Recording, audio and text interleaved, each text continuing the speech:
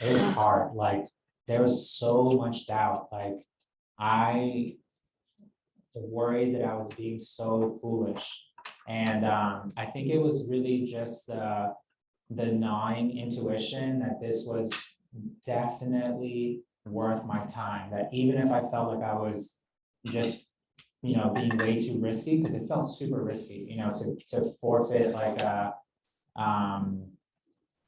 sort of a more common career path and choose this. It just constantly, like I was worried that whole time. Those first 3 years, it felt so daunting, but I just had that energy to keep trying, to keep going, to keep sort of going back to the drawing board and figuring out like the art of subtracting words. Like that was, personally as a writer, it was just like, looking at a piece and being like, okay, this word isn't necessary, that word's not necessary, and just like cutting things down into a minimalistic format, especially because I knew during those like heydays of the Instagram era, attention is so precious that you only have this tiny like millisecond to connect with someone. So I thought, okay, that's when I figured out black and white is the best way to go, because everything else on Instagram is super colorful that the black and white almost sort of catches you off guard.